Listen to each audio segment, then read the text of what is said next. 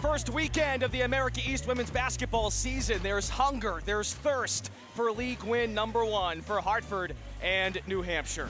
Brendan Glasheen and Mike Murphy, great to be with you on this Sunday afternoon. Coaches probably can live with an 0-1 start in the league, but when you get to 0-2, you're calling for a desperate time of the season. Well, one thing's for sure, these two teams were happy to put 2019 in the rearview mirror, and now you have to get that first conference win to turn around what's been tough starts for each team. Hartford still looking for its first win overall. Got a spark out of Sierra Smith, the sophomore in the middle. She had her first career double-double against Maine last time out. And that's huge because Smith has been a rebounding force all year, but the 16 points against the Black Bears, an indicator that good things are coming this season. Her opposition in the paint is redshirt senior captain Ashley Story for New Hampshire. Given everything she's gone through, she's just fine coming off a poor performance due for a bounce-back game leading the team in scoring. And in rebounding, she is the number one player by far. And yes, it was a disappointment, but Maureen McGarity, the head coach, has already said she can't ask for much more from Story. Needs the other Wildcat players to step up and contribute. The head coach of the Hartford Hawks in her first season, Morgan Valley, happens to be a former New Hampshire assistant way back when in 2007, 2008. A former three-time champion with the Yukon Huskies under Gino Oriema, and the head coach of the Wildcats in her 10th season. Maureen McGarity, 136 wins here in Durham with the Wildcats. That is second most all-time in school history. Today's officials for this America East women's basketball contest: Timothy Green, Corey Pothier, and Meg Dahlman. New Hampshire wearing the white uniforms, Hartford in the road reds. And we are set to go. Each of these teams looking for league win number one. Hartford still looking for its first win overall this season. Story controls the tip. Wildcats on offense. Story backing down, can't slither in. Muscled back by Elena De La Ruel, the freshman point guard, wearing number 0 for the Wildcats. Joined by her, Faith Bonet, another redshirt freshman, Caroline Susi, and Amanda Torres in the starting lineup. Up fake by Story, and finishes. Well, the first possession, Story was double teamed and couldn't get the shot. Second time, one-on-one against the newcomer Villalobos, and Ashley finishes from the right side. That three ball left short by Hartford. And possession to New Hampshire. Yeah, quick shot, Kayla Dothard in that right corner. She's only 4 for 34 on the season, so a little surprising to see that be the first look of the game for the Hartford Hawks. Hartford having a hard time this season offensively. Last in the conference in scoring, last in scoring margin, and last in field goal percentage. Bonet into some contact, too strong there. A little pick and roll action with Susie and Bonet, who's getting her second straight start after a really nice effort at UMass Lowell. Good high percentage shot, just couldn't get it to go. A redshirt freshman from Moorestown, New Jersey. Coming off the pick, this is Jade Lucas. Fires, left it short. Hartford stepped out of bounds, New Hampshire basketball. Rushed shot, off balance, contested, as Lucas let it fly early. And again, the team, you don't want to press early, meaning trying to put more pressure on yourselves. You can't wear the record if you're Hartford. You have to get out there and run your offense.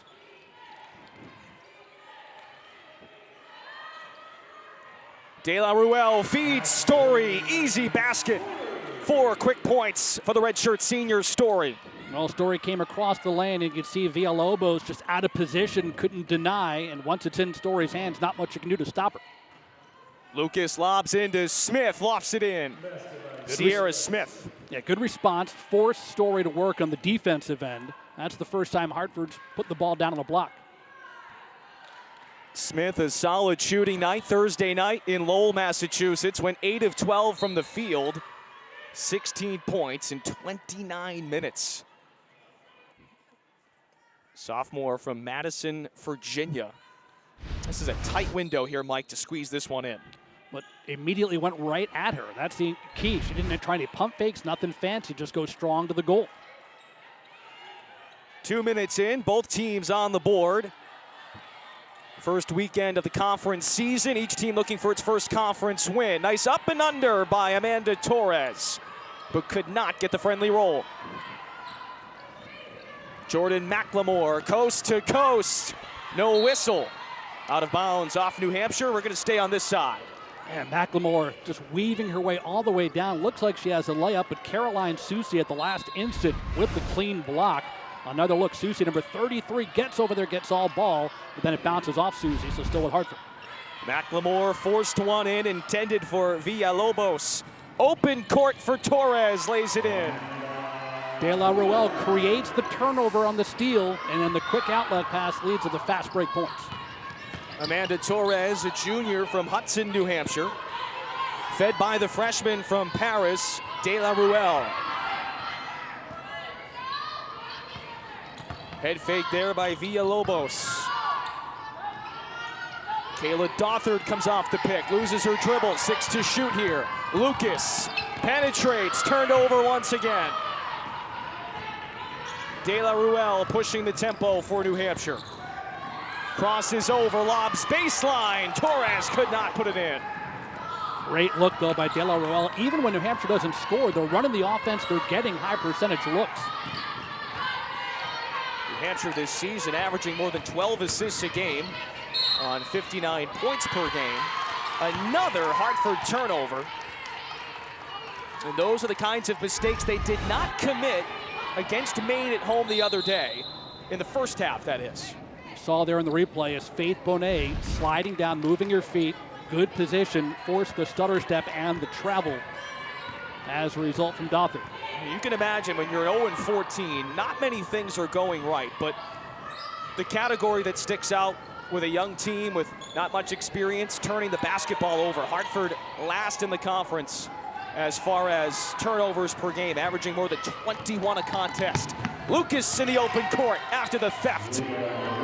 Turnabout is fair play. You're talking about turnovers, so Hartford forces one. Lucas with the strip, Smith the outlet pass, and the Hawks are within 2. And we're talking experience, Mike. Lucas, a great example of that. Last year averages 2 points a game, 9 minutes a game, and she's the leading scorer for this Hartford team in her junior season.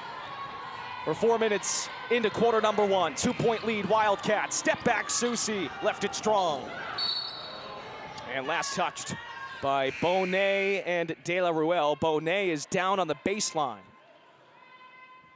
She appears to be in a good deal of pain. You know, Faith Bonet, who missed her freshman campaign due to injury, you can still see the contraption on that right leg.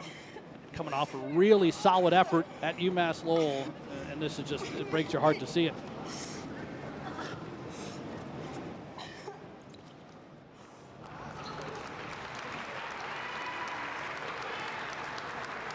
Well, this is tough, of course. As you said, Mike, redshirted last year, coming off her first career start on Thursday night against Lowell. Let's see if we can get an idea of what happened as a seed. Just everyone going for it. A knee to knee, it looked like. Looked like Bonet's knee crashed with her teammate De La Ruel. That close-up look just tells you how physical the game is. You know, we watch, it's a game of fluid movement, but once the ball comes off the iron, you're crashing the glass. It can get dangerous. Ashley Story, number 11, knows how that feels. Last year with a foot injury, missing most of last season, played in just half of the team's games the year before that. Double shoulder surgery.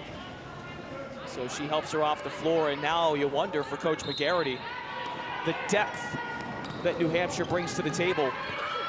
They'll go to Ivy Gogolin off the bench, a sophomore from Hopkinton, Massachusetts, who has had some starts this year, a total of 9 in 13 games. And Ivy had 23 points to lead the Wildcats in the last meeting between these two teams last season. Has the Hawks number. Nice bounce pass into McLemore, lays it in. Dothard, creativity on a broken play. Right, New Hampshire thinks it might be a steal. They start to go the other way, but when Hartford regroups, it becomes a numbers game for the lay-in to tie it up. 4-0 run, suddenly tied at 6 in the opening quarter. Story, a power dribble, and there is a foul. And we're talking about the toughness and the injuries. Well, the foul committed by Laurencia Moten. Lala Moten, she's got the face mask on. She's the first sub for Hartford, and her task, tried to stop Ashley Story down around the basket. Good luck. Story, a 62% free throw shooter this season. That's how she got most of her points at Lowell last game. Again, 3 of 21 from the field, but went 6 of 8 from the charity stripe, so that percentage improving. And if she can be a 70 to 75% free throw shooter, there's no question Ashley Story being a first-team all-conference player. Already her coach thinks she's top 5 in the league, and it's tough to dispute. One healthy Story is a difference maker. Talked to Maureen McGarity, head coach of the Wildcats, in her 10th season the other day. Pointed out the obvious in the Lowell game. It was a great performance by Lowell defensively to stop Story. She had a rough night, and they're aware teams are going to try and rough her up early on. On the fast break, Torres with the right hand. Wildcats in transition, and De La Ruel, despite being only a freshman, such a mature player when she's running the break, makes the right decisions to get Torres. Third in America East in assists per game. Beautiful lay-in the other way by Laurencia Moten. Lala doing the job. Looking like her father, the all-time leading scorer at Syracuse. What a terrific spin maneuver. She's had 4 different head coaches in her 4 years playing basketball. A senior from Bowie, Maryland. Started her career at Buffalo. Played some community college basketball. And then made her way to Hartford, Connecticut. Another high percentage look for Story. She has 8 of New Hampshire's 12 points. The step through by McLemore. And the follow through by Azaria Wade is knocked out of bounds. Up and down we go here at Lundholm Gym. New Hampshire clings to a 4-point lead on Hartford.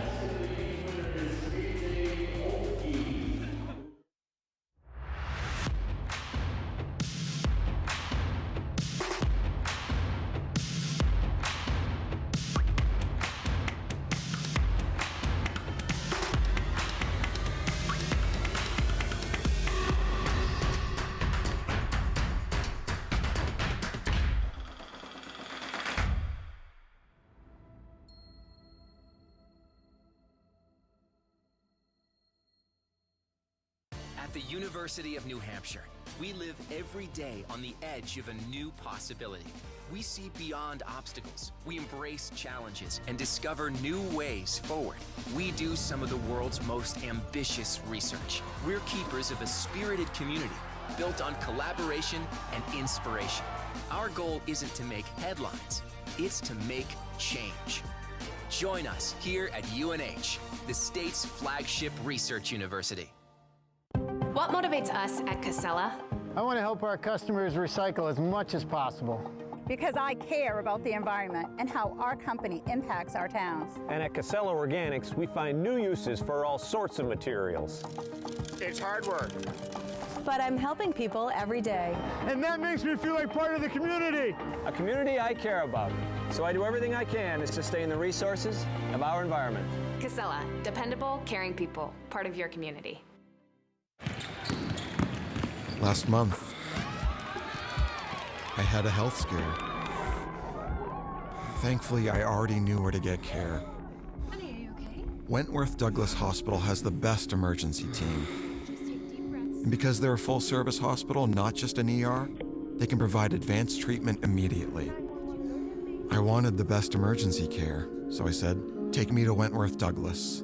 And that's where they saved my life. Welcome back to Lundholm Gym in Durham, New Hampshire. Well, the daughter of Mike Murphy's classmate at Syracuse University is on this court today. Lawrence Moten, a star at Syracuse back in the early 90s. Still the all-time leading scorer in Syracuse history, and Laurencia Moten with that terrific spin move before our first media break, looking like poetry in Moten. I was just glad that Coach Valley shared my affinity for Lawrence, and she didn't go to Syracuse. She remembered the high socks, though, and she was growing up in Vermont. So going on to win 3 national championships at UConn as a player. Yeah, Morgan Valley admitted that she wore Syracuse gym shorts back in the early days of success in Moten's career. Grew up being a huge Syracuse fan. Maggie Ahern off the bench for the Wildcats. Can't convert. The Providence transfer from a few years ago. Also into the game for New Hampshire, Lexi Greffin, a freshman from Portsmouth, Rhode Island, #1. Jay Lucas draws a whistle. Hartford's going to have a couple of free throws to get this potentially back down to 2 or 1 possession game. Greffin got caught behind the screen. Number 33, Azaria Wade, sets the pick, and that gave enough of an opening on the dribble drive for Lucas to get toward the basket. And first foul for Greffin just seconds into the game. Jade Lucas, third in the America East Conference in free throw percentage. 80% on the year. She's made 40 of 50 free throws on the season.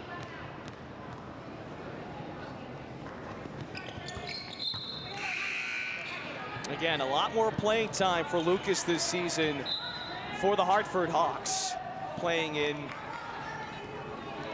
almost 34 minutes a game this season compared to 9 minutes a game last season. So her role has elevated. One of the things Coach Valley pointed out to us on the phone this week, Mike, Hartford, of its current roster right now, only 3 players on this team were full-time summer athletes when she was hired in April. So a lot of learning curves, a lot of growing pains in the non-conference, and still trying to figure out how to use her personnel. Oh yeah, you lose 3 players at graduation, 2 transfers, new head coach. There's expected to be some growing pains. And to her credit, she stayed positive, says the team has stayed positive. Wildcats press, Torres to Susie. Caroline Susie's first basket, UNH by 4. And those are the 2 players that Maureen McGarity singled out as she has challenged Torres and Susie to be those complementary pieces to Ashley Story, and they step up there. Contested shot, McLemore couldn't finish. The lob to Grethen. Out of reach, Story trying the home run pass. Turnover, New Hampshire. Here's the combination of the veteran guards as Torres, a clean pick. Susie cuts right to the goal. And Caroline Susie's already got her first basket, and the Wildcats have 4 assists, 3 by Della Ruel, and now the 1 for Torres. You mentioned how Coach McGarity is challenging that duo. If they can fine-tune their talents and put them on display more consistently, this is going to be a tough team to beat down the stretch of the conference season. Outside shot, Story, no good. Dothard runs the show up top. A freshman from Lexington Park, Maryland. The Hawks need to do a much better job of taking care of the basketball. They're fortunate to still have possession, but a number of ill-advised passes have led to turnovers. McLemore coming off a 40-minute game against Maine, lost her dribble, gives it up, 5 to shoot. Tough shot in the paint. What a finish there by Carmen Villalobos. A tall wing, terrific player in Spain, played the national team a long time with the shot clock winding down and great defensive intensity, finds a way to finish at the rack. The freshman played in a season-high 37 minutes the other day. That's nothing but nylon for Story. She can be unstoppable. We've seen her score near the basket, just missed a 3, but that's in her range. And this one, the mid-range jumper, a big part of her game. Story, as you see there, 6 of New Hampshire's 16 points. Nice dribble by Villalobos, could not bank it. Story rips it away. Wildcats get it over the timeline. Largest lead is right here, 4 points. Susie screens for Story. Torres aiming to feed, nothing there. We approach a minute to go in the opening quarter. Susie off the lob, tosses in Story. The trees approach, 4 to shoot. Torres dangles in, throws it up. Hartford there defensively.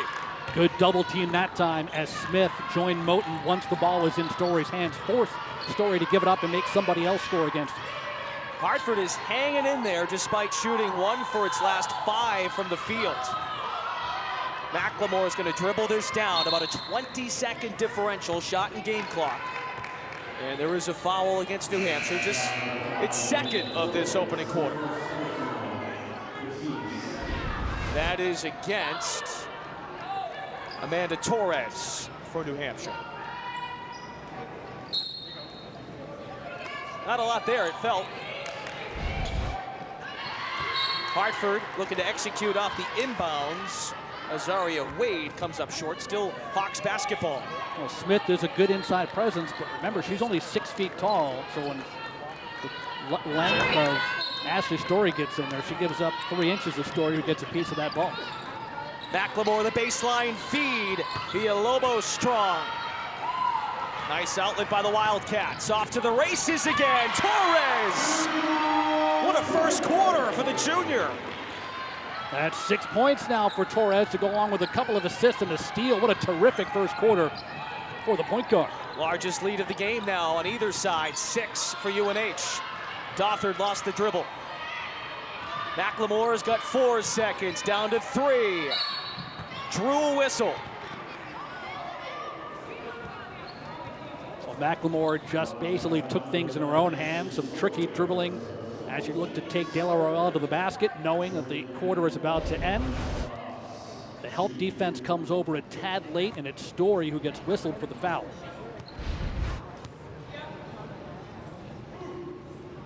Talked earlier about how the coaching change from Kid McNeil to Morgan Valley. Not many players over the summer in for workouts. One of the 3 was Jordan McLemore at the free throw line right now, playing significant minutes, buying into the system as a sophomore under head coach Morgan Valley.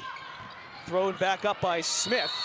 The clock never decided to drip down, so I think that might be the end of the opening quarter, but we will see.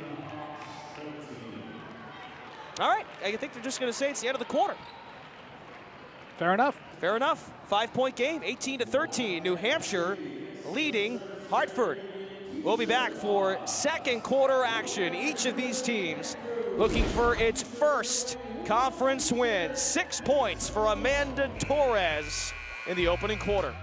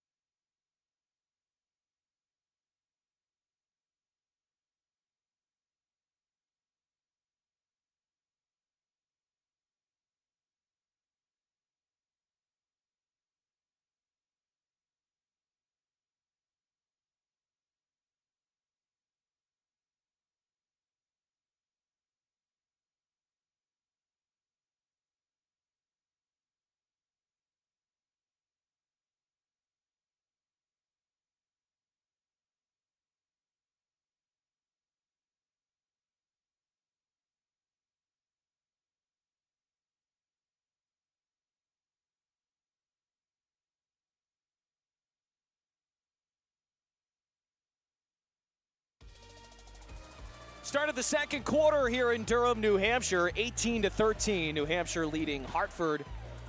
Mike, good to see Faith Bonet, redshirt freshman, wearing jersey number 32 for the Wildcats. Played him 4 minutes, banged up, lower body, and she's back out on the floor, it seems, to get the second quarter started here.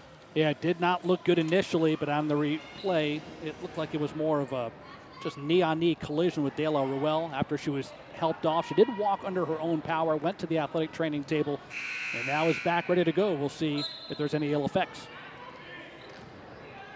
In that opening quarter, Hartford shot 5 of 14 from the field. New Hampshire an even 50%, 8 of 16. Hartford, though, turned it over 5 times. New Hampshire 3 times. Turnovers and poor field goal percentage have been the Achilles heels for Hartford this season. Tipped out by Smith, resets the shot clock to 20 seconds. Terrific hustle by Smith. Torres runs out of room, out of bounds. Smith missed that shot in the lane, and she was the one to track it down at midcourt. But there's another example of UNH. They're getting their hands in passing lanes. I mean, it's so active. Torres, and look at that. You can't look away as a point guard when the defense has been as tight as it's been in this game.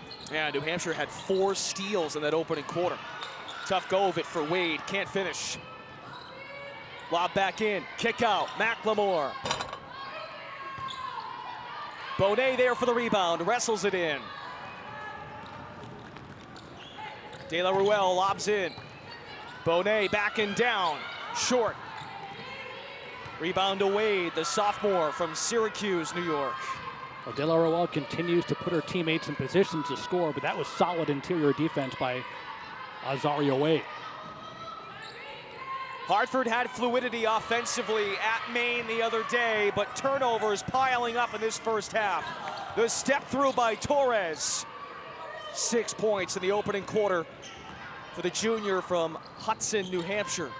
2 steals in this quarter, but Torres just tried to do a little bit too much with that Euro step, was out of control. Jumper on the way, Wade left it short. Elena De La Ruelle slows tempo. 3 ball on the way, booked it! Big time shot for New Hampshire's Brooke Kane, the freshman. That's only her second made 3-point basket in her 8th attempt. That one short on the other end for Hartford. De La Ruelle trying to set things up. 2 minutes in. Wildcats have their largest lead of this game. 8 points on the Hartford Hawks. Each team looking for its first conference win after an 0-1 start. Torres dashes by. That Euro step is looking good, but just can't finish the play. And Bonet goes down again. Yeah, great job by Bonet. Feeling no ill effects at all as she just throws her body on the floor to wrestle with Villalobos for this rebound. Meanwhile, Brooke Kane averaging only 3.3 a game. One of the things Maureen McGarity said is UNH needs someone, a guard presence, a perimeter presence. And so if you can make shots like that, you'll get more minutes on the court. Kane playing in just her 5th game this season, averaging 10 minutes a contest. Just her second made 3 on 8 attempts. That was the first basket for the Wildcats in this second quarter. Caroline Susie to inbound. Kane from Derry, New Hampshire, just down the road from Durham. Nice penetration by Susie, tossed it up. That basketball went out of bounds. Well, hey, the ball went in, but you can't do that. Only in a horse does that count. I don't know if you could even replicate that. Off the top of the backboard and falls through the cylinder. Oh, and horse, you got to call it, too. Maybe that was her plan the whole time. Can't be sure. Better change the plan. Villalobos nearly coughed it up. Great pressure by De La Ruelle. 10 seconds on the shot clock. Dothard aims to thread a bounce pass, but threw it away. And there are the turnovers piling up. Hartford averages more than 21 a game. And the Hawks are approaching 10 already. Still a lot of time left in this second quarter.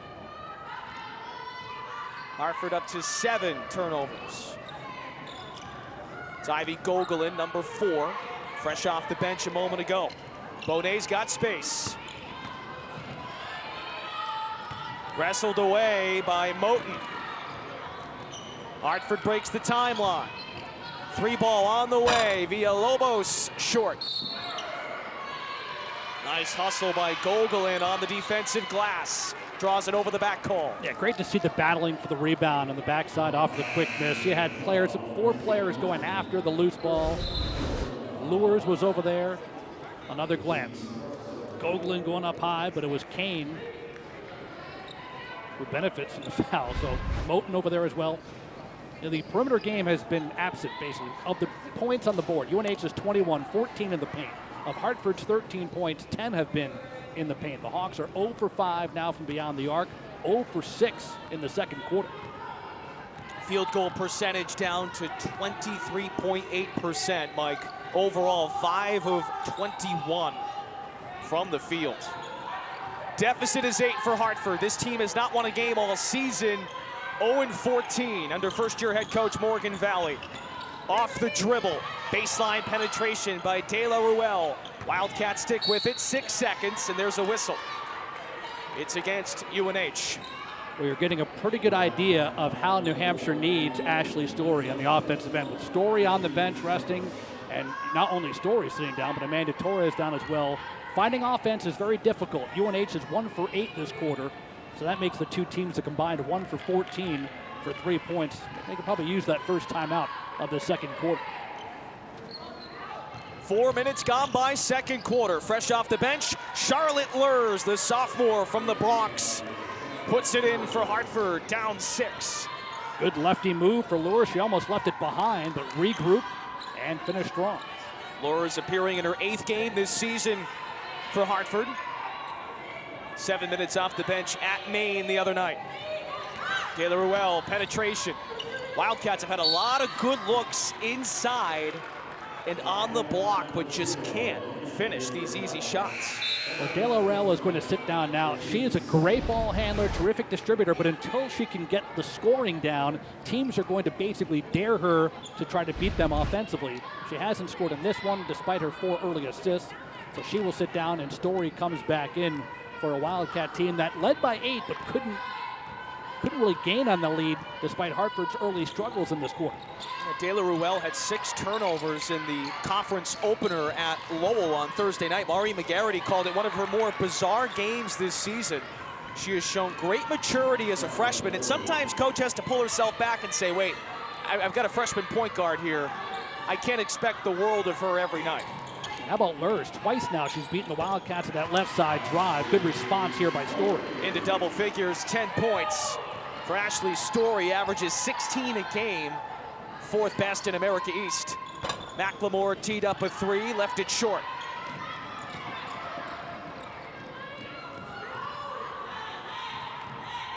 One team today is going to go to 1-1 in the conference, the other to 0-2.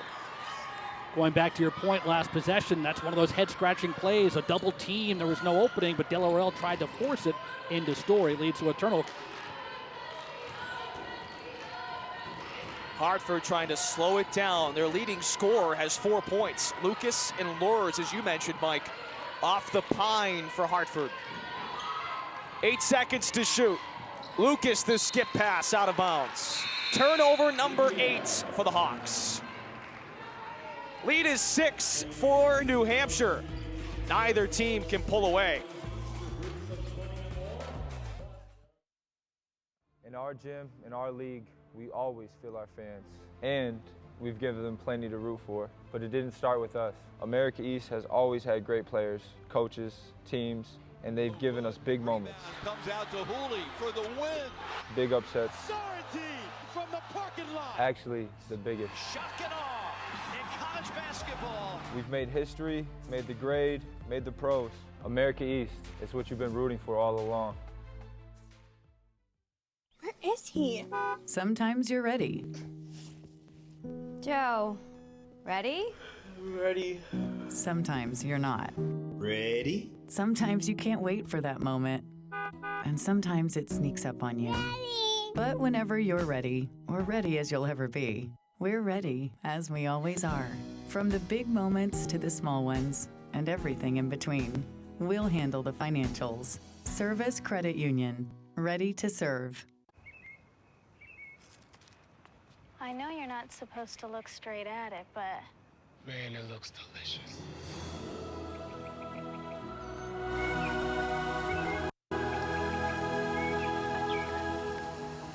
Nothing like getting a run in early while the sandwich is just coming out.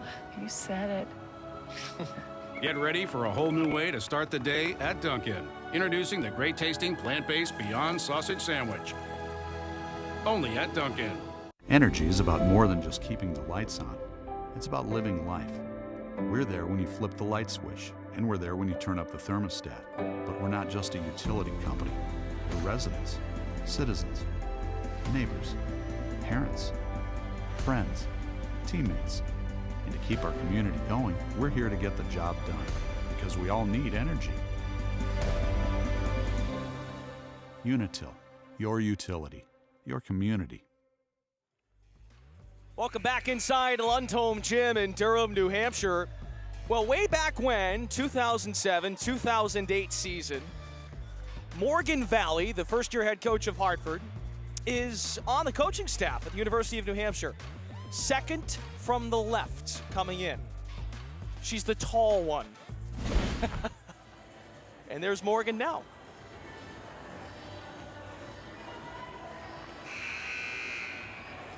For the game about her memories here, and she says there's still so many people here from my era. Marty Scarano, the athletic director, Steve Metcalf, the executive athletic director, and so she feels right at home coming back, work for Kristen Cole that 1 year, part of her progress to her first head coaching job here at Hartford. Several stints over the years, coached at Holy Cross, had some experience in Arizona, turning that program around. UConn, UMass, Virginia Tech, Washington. McLemore off to the races, cuts the deficit down to 4. Good transition basket for McLemore, only her second made field goal. Sometimes that gets you going, just getting ahead of the pack to cut it to 4. Well, and to state the obvious, a made basket there for Hartford slows the game down. Wildcats now have to get a half-court set here offensively, which has been difficult on both sides today. The key. You want to score when the other team is not set up defensively. So anytime you have a chance to get out on the break and run, you do it. On the other side, Susie having to work hard. Nice aggressive tendency. I think that's what Coach McGarity wants to see more of, that toughness, not afraid to go to the basket knowing there's going to be contact.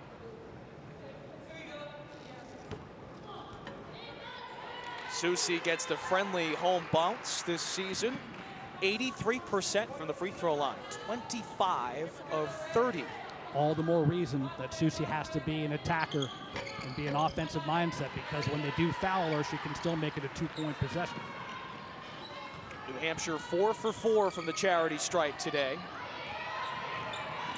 A place they want to get to. Nice extra pass there via Lobos for 3.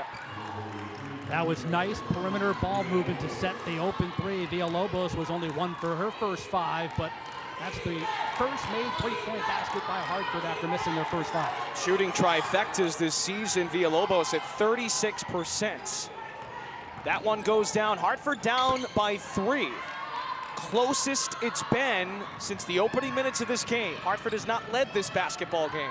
And you saw Smith tearing down another board. She's up to 5 rebounds, ranks 3rd in the conference, and she's doing her job on the glass. Susie leaps on the floor. A couple of Hawks are in there. Nice feed by Wade on the block to Villalobos. 2 free throws on the way. You can't fault the effort, can you?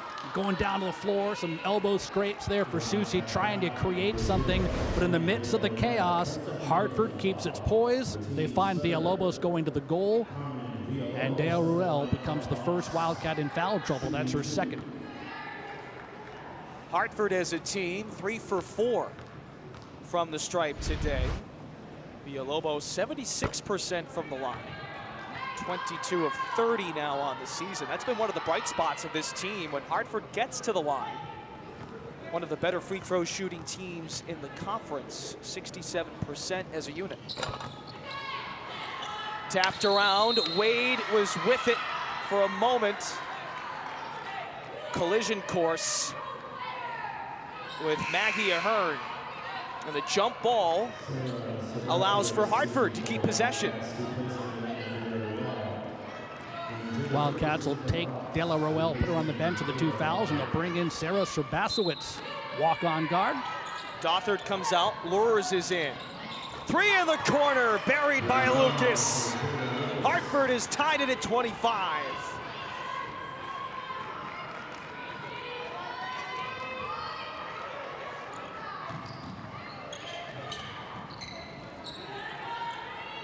Susie in and out. Stays with New Hampshire. Shot clock is reset to 20 seconds. Well, Hartford has heated up now with 5 of its last 6 field goals made. It started with that break layup that we talked about. UNH on the other end looking for somebody to step up offensively. They missed 9 of their last 10 field goal tries. Cold spell offensively. Bonet will not fire from distance. Serbasowicz to Torres off the pick. We approach 2 minutes to go in the half. 10 on the shot clock. Torres, the attacker. Muscled down by Susi. Shot clock doesn't reset. Ball didn't hit the rim. And we get jump ball. I think New Hampshire's going to keep it again here. But only 4 to shoot, as you point out. Wildcats have to identify the shot clock.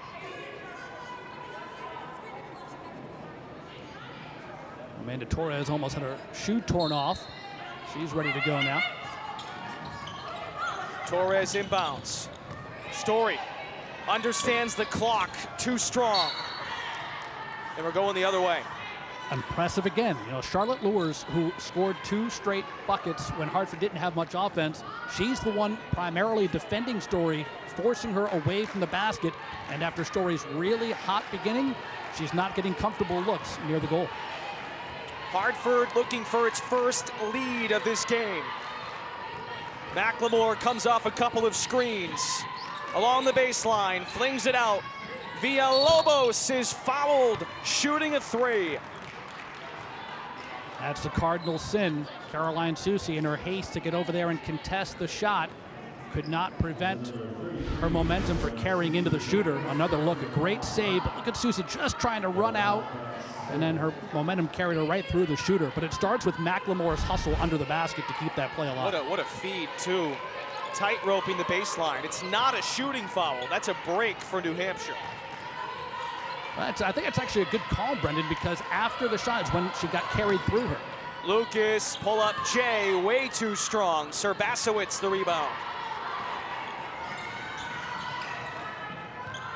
New Hampshire, as Mike emphasized, struggling from the field, missing 11 of its last 12 shots. Susi to Bonet, pounds the dribble, can't finish. McLemore pushes tempo. Lucas, this pull-up is no good. Offensive rebound, the hesitation with the head fake, drops it off. Hartford has its first lead of the game. Wade the finish. And I think Ashley Story gets the unofficial assist as she knocked the ball away, but knocked it right into the waiting arms of Wade for the layup that puts the Hawks on top. And this Lundholm gym crowd is a bit stunned. Quality minutes for Azaria Wade in this first half. Averages just 8 minutes a game and 2 points per. Torres just tossed it up there. Wildcats still have possession. Story draws a foul.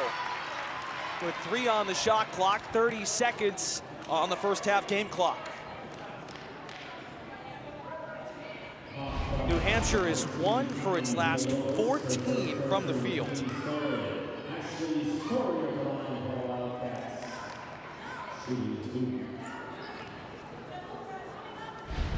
Story back at the line, 4 for 8 shooting today, and now 3 for 3 at the stripe.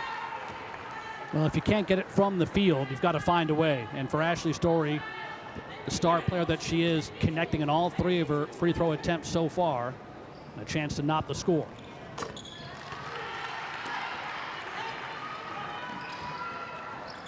.1 difference shot and game clock. Hartford can take it all the way down. McLemore hands off. Villalobos has had a hot hand shooting, knocks it down. Carmen Villalobos, the freshman from Spain. Hartford in the lead again. New Hampshire can get the final shot. 4 seconds for Torres. And there is a foul against the Hawks. Well, going back to that last shot, Brendan, Villalobos may be a freshman in name, but that's not a freshman move. That's a veteran player you can tell has played at a high level internationally, making a pull-up jumper like that. Tall task in the classroom as well, a computer engineering major at the University of Hartford in her first season with the team.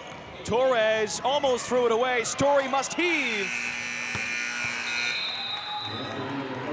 The Hartford Hawks did not lead for most of this first half in Durham. And they've had the lead 2 different times, taking a 2-point advantage into the break. Morgan Valley's team looking for its first win, never mind of conference play, but the entire season. 29-27 Hawks in front. Our own Mike Murphy joined by the head coach of the Hawks, Morgan Valley. All right, Coach, we're down 8. Things turned around. You take the lead into the locker room. What changed? I think we stopped turning the ball over, and we were just a little bit more aggressive. How about the spark that Lourdes gave you? She comes off the bench, scores a couple of baskets, and I thought defensively did well against Story. Yeah, we call her our Energizer Bunny, so she's given us that in this first half. What will the message be to the team in the locker room? It's a clean slate, 0-0. Thanks, Coach. Best of luck. Brendan? 29-27, Hartford is up by 2 in search of its first win in the Morgan Valley era. We'll step aside. Halftime at Lundholm Gym.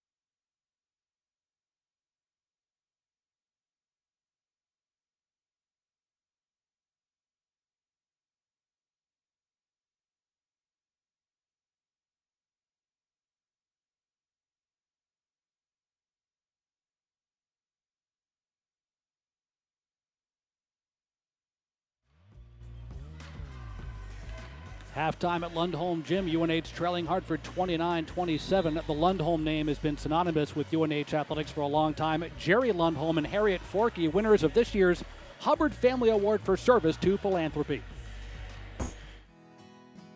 I always fondly say, and I fervently believe this, that Jerry and Harriet and Lundholms are part of the DNA of UNH. Yeah, they definitely breathe and live the University of New Hampshire. The Lundholm name, and Jerry and Harriet in particular, have carried on this great legacy that Carl started when Carl came here. I think Carl was the longest tenured athletic director in history at UNH. So I guess you could say it's spanned 65, 70 years. You got to go way back to when they were at the university. They were student athletes. I can only assume that he was a fact.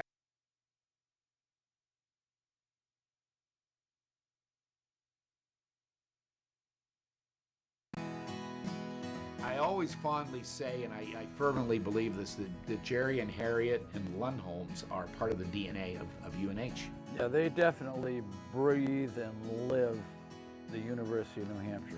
The Lundholm name, and Jerry and Harriet in particular, have carried on this great legacy that Carl started when Carl came here. I think Carl was the longest tenured athletic director in history at UNH. So I guess you could say it's spanned 65, 70 years. You got to go way back to when they were at the university. They were student athletes. I can only assume that he was a fabulous lacrosse player. I had the opportunity to ski with them a few times, and Jerry would probably kick my fanny right now on the ski hill. I mean, he's a great athlete. She might have even been a stronger athlete than Jerry, but Jerry would probably be mad if I said that. They're very understated people, very classy and understated in how they approach things. I mean, Jerry is very diplomatic and soft-spoken, if you would. Harriet's a force. She was certainly a force when it comes to Title IX advocacy. She questioned me extensively about my view of Title IX and about my commitment to women's athletics and women's sport in general. And I got the message loud and clear. And I've always been committed to Title IX, and the fact is that we've gone on to have a great relationship. And I know she's awfully proud of our women's programs at UNH and what we've accomplished. Well, they've been very generous with us. I mean, that goes unsaid. That you know, they have not just contributed time; they've contributed resource to us. They've always been there for me. They've always taken interest in what we've needed to do and helped us do it. I felt that we really gelled and became good friends when we did the sports gallery.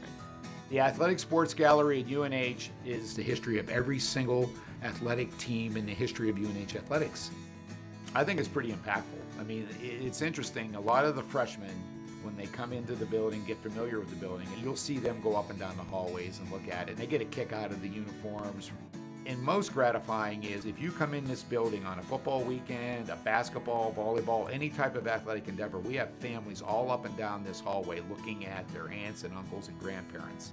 If it wasn't Jerry Lundholm's leadership, this would have never come to fruition. Right.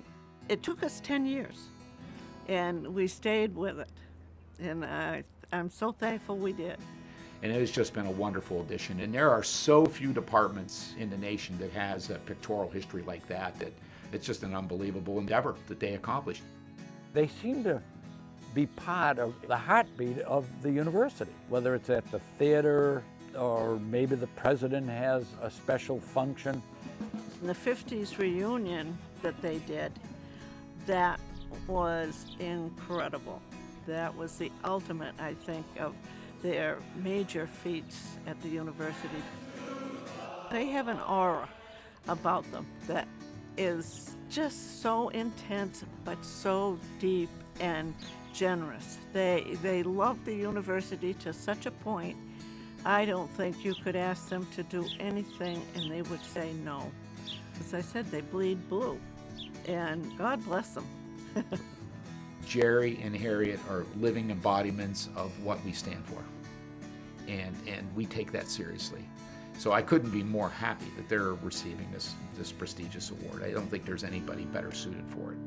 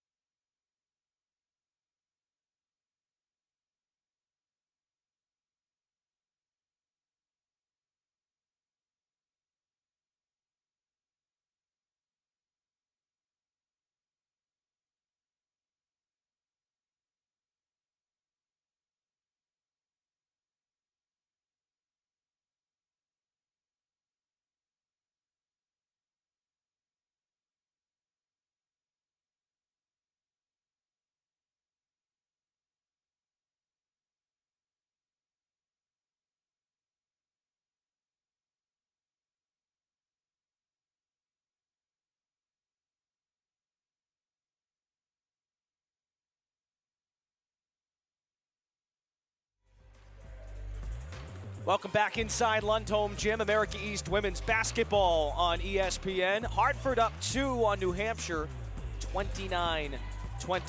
Brendan Glasheen and Mike Murphy. Well, the Hawks are +5 on the glass. That's a great sign.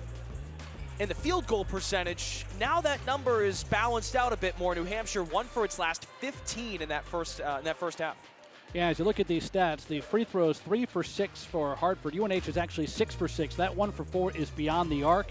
So UNH 1 for 4 in three-point shooting. But in the second quarter, we don't have the individual numbers there. Hartford's defense put the clamps on the Wildcats' 2 most successful starters in the first quarter. Story was only 1 for 4 in the second quarter, and Torres went 0 for 4 from the field. We'll get the keys to the second half when we return to Lundholm Gym. Hartford and UNH.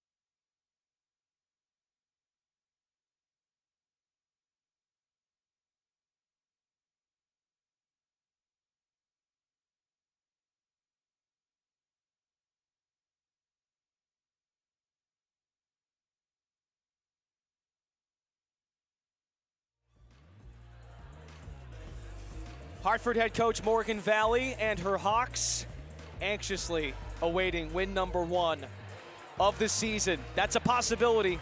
2-point lead at recess. We're about to start the second half here in Durham. Brendan Glasheen and Mike Murphy. What is the key here for Mari McGarrity's team, first off, to right the ship and, of course, make some shots here? 1 for their last 15 in that first half. Yeah, there's the key, right? They went 2 for 18 in the second quarter overall. Find some offensive rhythm, and it starts with their standout player Story, 12 points, but in the second quarter just 1 for 4. She needs help. Is it going to come from Torres? Well, Amanda Torres had a really good first quarter when she went 3 out of 6 for 6 points. Scoreless in the second.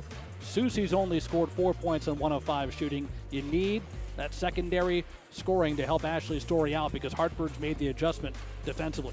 And how does Hartford put this one away and keep its lead? Well, the balance has been there. 7 points from Villalobos, 7 for Lucas. You've got 5 for McLemore. And we'll see if Smith can come back. Remember, Smith had 16 in the conference opener against Maine, only 2 in that first half, despite pulling down 4 rebounds. Ashley Story, the leading scorer in that first half with 12 points on 4 of 9 shooting, played 17 minutes. So limited rest for New Hampshire's star. As Mike said, a vocal point of Maureen McGarrity's offense.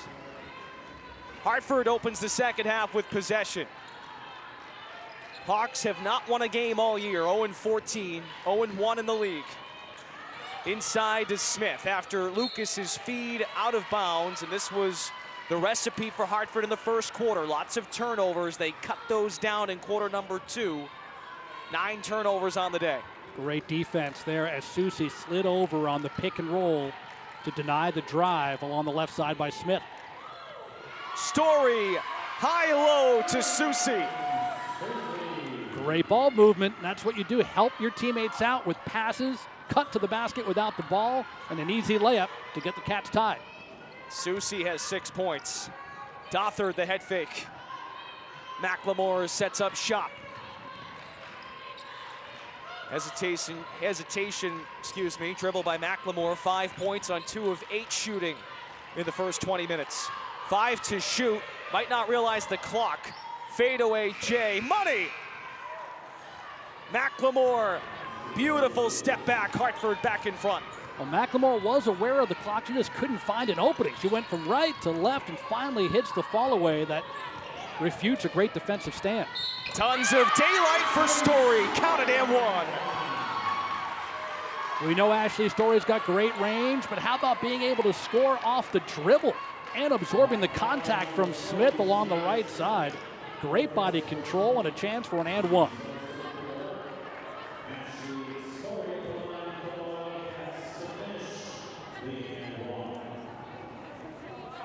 Four for 4 at the free throw line, trying to complete a 3-point play.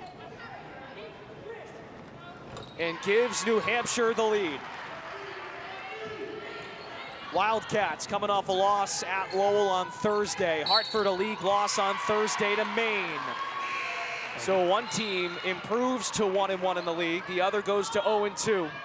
Hartford another turnover. Here's the play by Story a moment ago. Yeah, the contact and the finish, and then UNH after the made free throw sets up full court press and creates a turnover. Story again. Susie slung in a bounce pass. Last touch there by the Wildcats. Hawks possession. UNH will press again, Brendan. They want to see if they can create some turnovers from this inexperienced Hartford team. Well, it's pretty evident when Hartford takes care of the basketball, we saw it in the second quarter, it can hang with anybody, but those turnovers in these opening 90 seconds comes to show how crucial it is to take care of the basketball as a young team. Beautiful move inside. You loved Charlotte Lurs in that first half. She's at it again. Love her again because that was a tough entry.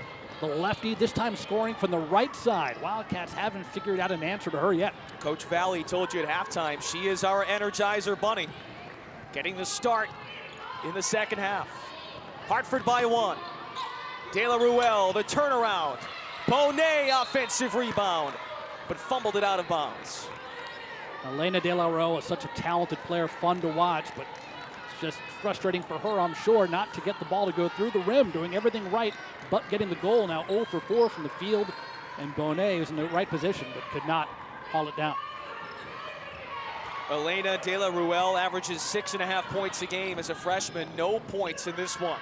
Lucas fires, left it short. McLemore, wide open look. Book it. 8 points for McLemore. Second chance points are humongous. It starts with Smith grabbing her 6th rebound, getting it back outside for the Hawks to get the tray. Hartford's largest lead of the day, 4 points. Susie responds, yes. And that's what Caroline Susie did late in the game at UMass Lowell. Big fourth quarter 3. Cats could not complete the comeback. They need more of that. When the double team is inside, you have to have an outside threat. A big 3 at Lowell, as you said, went just 2 for 8 from distance in that game. Today, now 1 for 2 from behind the arc. UNH will have that shot all season. You get the ball to Ashley Story on the blocks, the double team is going to show up. So somebody better be ready on a wing, and that time Susie was.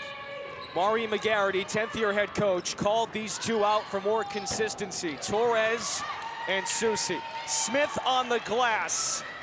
Hartford by 3, and those two players, Susi and Torres, have combined for 15 points on 6 of 17 shooting.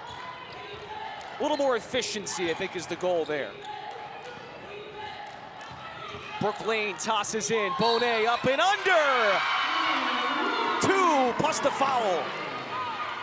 Incredible maneuver down low. The defensive lure seems to be giving no opening for Bonet. Fake left, up, under as she's falling down. Gets the hometown roll. Slaps the court for emphasis. She talk about energizer, buddy. That's Bonet. She brings a lot of spirit to the team. Well, this day looked a lot worse for Bonet in the first half when she came up limping, had to be helped off the floor with a lower body injury. Makes a big play there, is rewarded a rest. Ties the score at 38. There's this pressure from New Hampshire we saw in the first half. Lucas the feed, nice give and go there. Lures the feed into Wade, but cannot convert. Story is wide open. Yes. Transition basketball, Story's the trailer, and she's able to connect from straight away. Lucas stashing. Numbers again for the Wildcats. Torres takes it herself. New Hampshire by 5, timeout Hartford.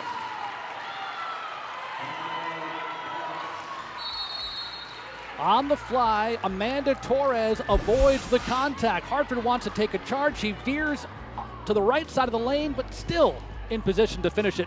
Cats by 5.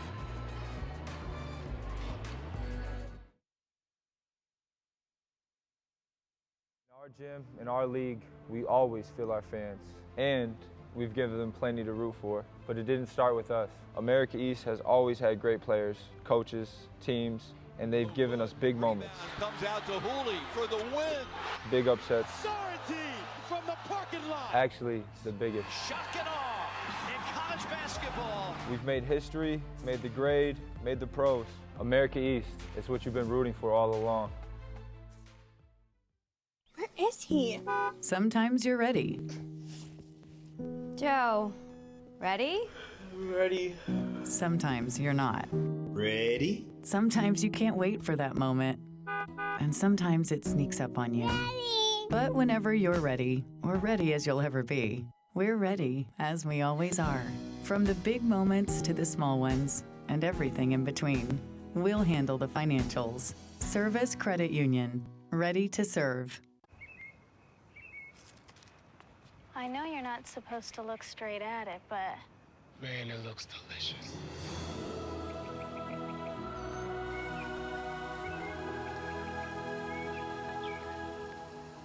Nothing like getting a run in early while the sandwich is just coming out. You said it. Get ready for a whole new way to start the day at Dunkin'. Introducing the great tasting plant-based Beyond Sausage Sandwich. Only at Dunkin'. Energy is about more than just keeping the lights on. It's about living life. We're there when you flip the light switch, and we're there when you turn up the thermostat.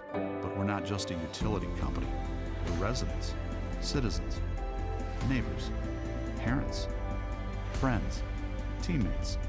And to keep our community going, we're here to get the job done, because we all need energy. Unitil, your utility, your community.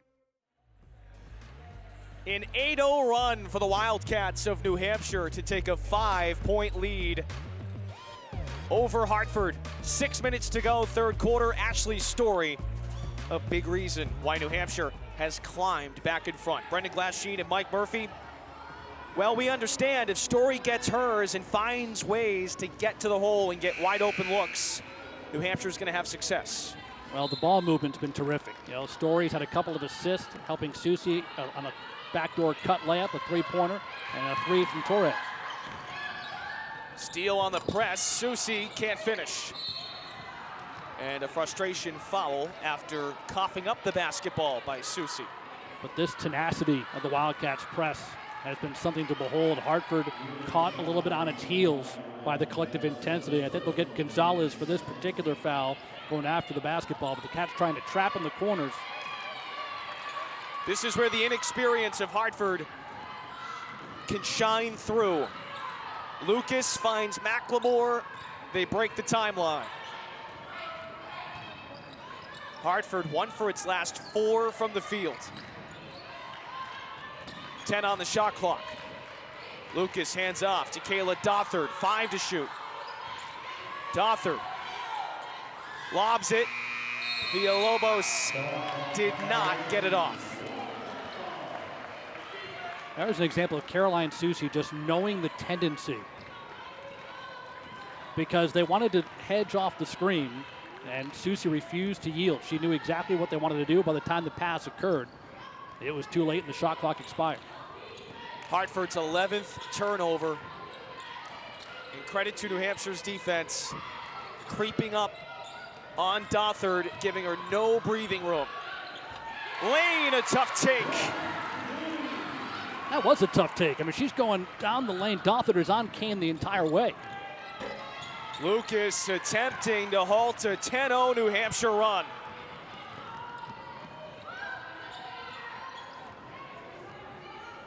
Now Torres slows it down for New Hampshire.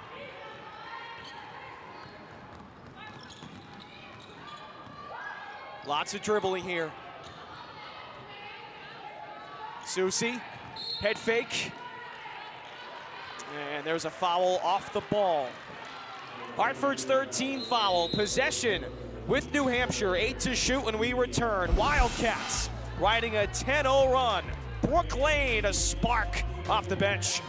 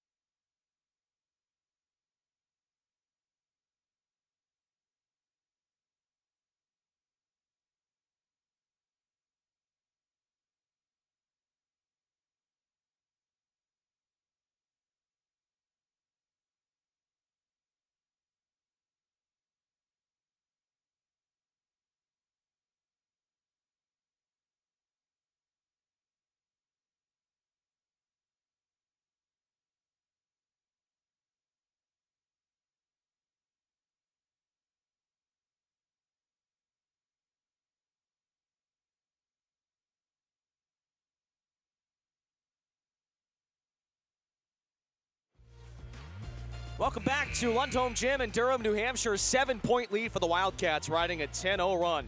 Are you a former America East student athlete? Do you want to stay connected with other America East alums? Join the America East Alumni Network today at americaeast.com/alumni network, or check out the America East Alumni Network pages on LinkedIn and Facebook. 2 great alums right there of America East. Peyton Booth was on your left and Kelsey Hogan on the right. Both played for Maureen McGarity, now coach on her staff. And what a run right now. 13-2 UNH edge here over the last 3.5 minutes. Brooke Lane off the screen. Kane can't get it to go. Mariah Gonzalez getting some run here for the Wildcats. Well, we talk about the Wildcats' depth. They're getting some more players a look. Kane, who had a 3 in the first half, the driving layup. And then Gonzalez trying to give a few quality minutes off the bench here as Bonet and Ahern are getting a rest, as is Gogolin. Gonzalez just picked up her second foul. And Kane just picked up a foul. That's her first. Wildcats 1 away from the bonus. 5 team fouls leads to 2 free throws in women's basketball per quarter. Wade's jumper goes. Hartford, a much-needed basket to halt the New Hampshire run. No question about it. Unlikely source, too. Wade only had 1 field goal, but after breaking the press, the quick short edge jumper, and it's back to 5.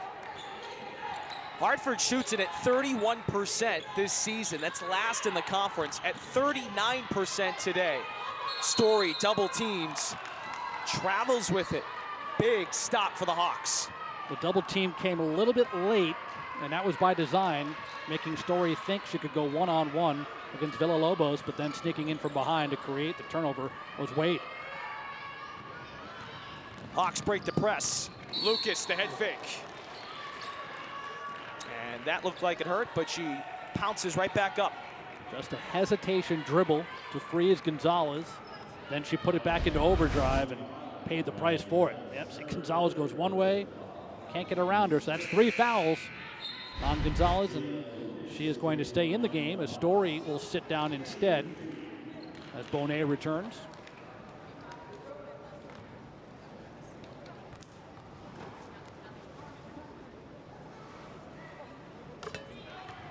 Hartford 4 of 7 as a team at the free throw line. Jade Lucas, can't be said enough, a junior from New London, Connecticut. Psychology major at the University of Hartford. Just 9 minutes a game last year. 2 points per game. Leading scorer for this Hawks team at 12 a game. And just seeing the look in her eyes, having to break the press, run the show, a lot of expectations after a limited role last season. Hartford's in it though, down 4, looking for its first win of the season in the Morgan Valley era. De La Ruelle kicks out. Bonet, the head fake, comes on in and draws a whistle. Good driving kick by De La Ruelle, and then Bonet showing her ability to slash down the lane. And we saw Bonet complete a 3-point play earlier for her only basket, but that kind of jump-started the run for UNH. Largest lead for the Wildcats. Thanks to that run, Mike, 9 points. What a turnaround. 2 for 18 in the second quarter, 7 for 12 in the third before that double miss, but UNH is going to get another shot because there's a foul in the rebounding against Wade.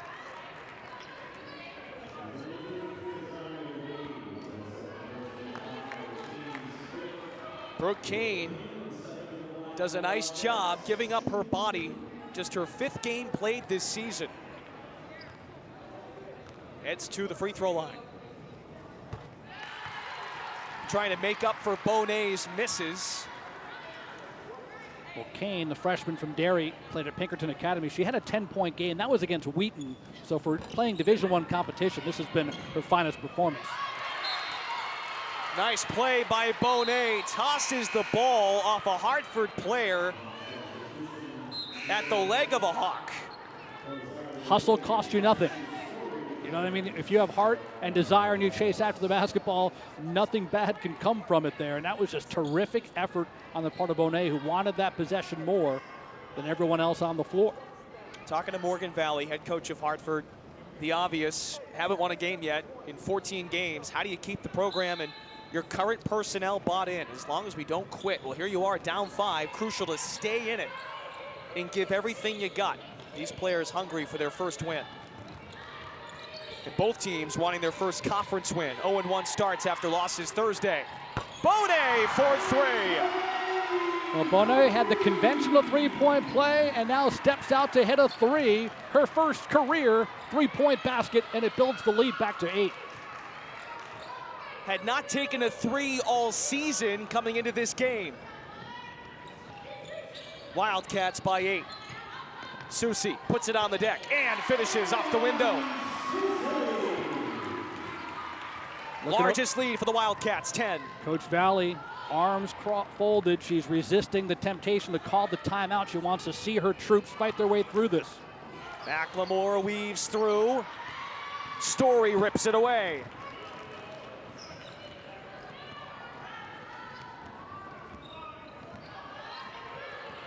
Elena De La Ruelle from Paris, France, running the show. Susie the lob in. Tipped away. Smith causes the turnover. Lucas throws ahead.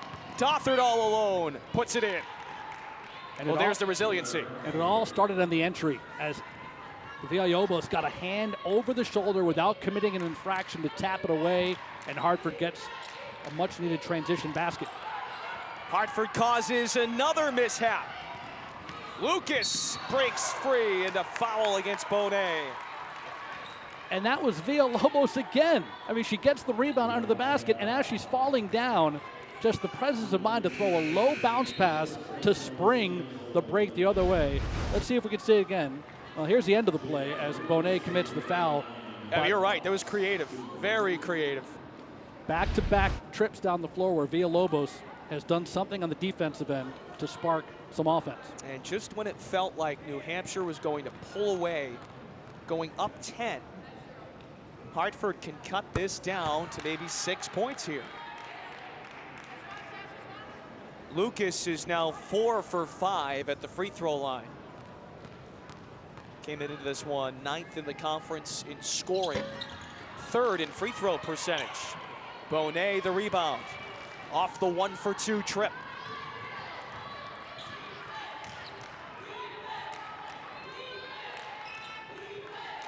Both teams in search of conference win number 1. Story high-low with Bonet, draws a foul. Nothing Moten could do. Really good touch on the lob pass. Big to big, going high-low. As Story has developed some chemistry with Bonet, with Moten even delivering some great defense in front of Bonet. Story does it just enough to get over the top of the tall defender. Maureen McGarity, 10th year head coach at UNH, gives Story a lot of credit for how she's developed her game. Of course, the injuries have kept her off the floor, but in Story's first year, she was playing with 2 studs in the middle, Carly Pogue, Kat Fogarty, and those two had a great relationship and chemistry on the floor. Some high-low, forward to forward, and you're seeing the scorer in Story understanding we got to get my teammates involved for us to win games and score the basketball. And this is back-to-back solid efforts by Bonet since conference play started. Her second game as a starter, I think she's going to stay in the starting lineup. 8 points, 5 rebounds. Her first career start the other night in Lowell. Her first career double-double in that game. We approach a minute to go in the third quarter. 9-point lead for New Hampshire. That's been the only spot, Brendan, in the starting lineup that hasn't been consistent. It's been De La Ruelle, Torres, Susie, and Story, but number 5 has juggled. I think it might be Sharpie time to have Bonet be the person in that lineup. 8 points, 5 rebounds today, doing it on both ends of the floor. Both teams in the bonus for the final minutes. McLemore at the line. Yeah, we asked Coach McGarity about Bonet, and she wasn't sure if that would be the formula for the entire conference slate, taking it one game at a time. But after 2 games in the starting lineup, still a quarter to go here. We'll see how it unfolds, but it seems you're right. The Wildcats have found that 5th starter and some security there. What was the word Maureen McGarity brought up more than once? Consistency, needing consistency from somebody other than Ashley Story. No one more consistent than that young lady in a Wildcat uniform. Story surpasses her season average of 16. She's up to 18. Had a tough shooting day against Lowell the other night. Went 3 for 21. Tonight, 7 of 13. McLemore pulls up. The bank job works. Bank's open on a Sunday. McLemore not lacking in confidence here, taking these tough shots. She was only 30%. That's her 11th attempt, leading all shooters, and now 11 points. She's matched Lucas for team high honors. Wildcats can hold for the final shot. Up by 8. Third quarter winding down. 6 seconds for Torres. Make it 4. Down to 3. Puts it in. New Hampshire has matched its largest lead in this contest.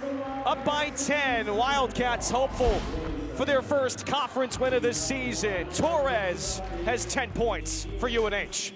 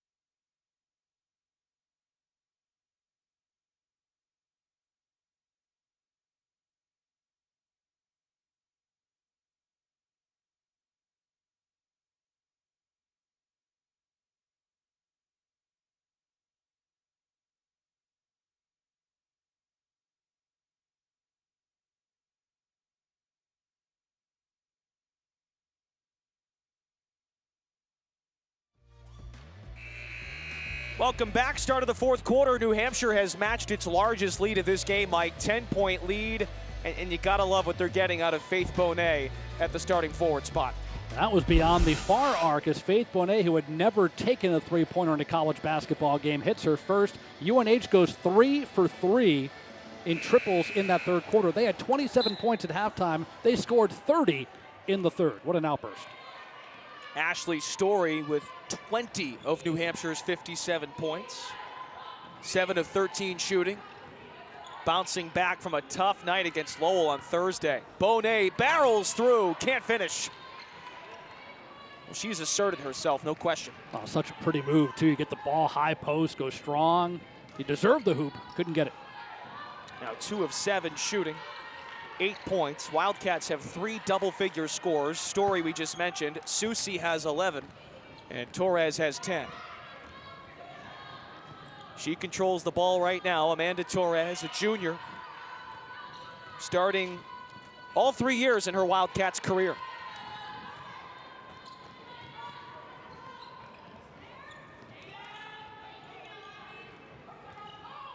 $10 on the shot clock. Torres, yes.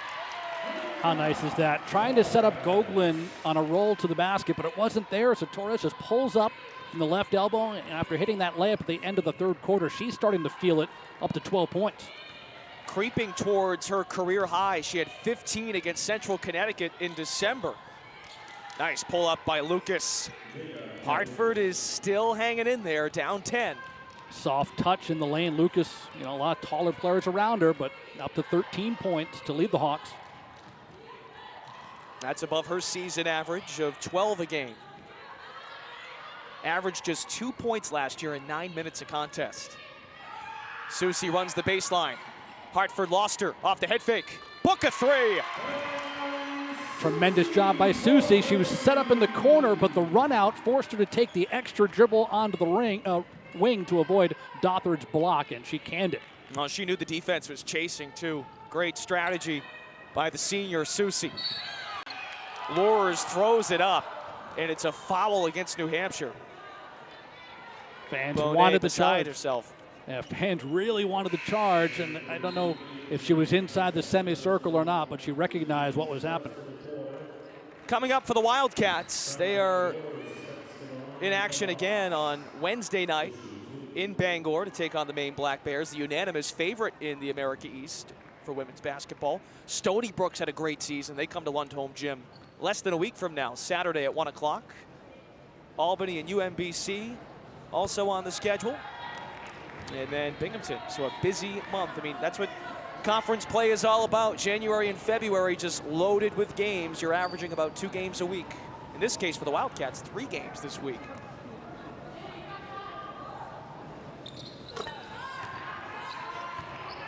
Nice job by Lures to keep Hartford in there, down 11. Quality minutes off the bench, 8 points in 12 minutes. Kane, the soccer pass into Gogolin. Kicks out. Still 10 to shoot here, plenty of time.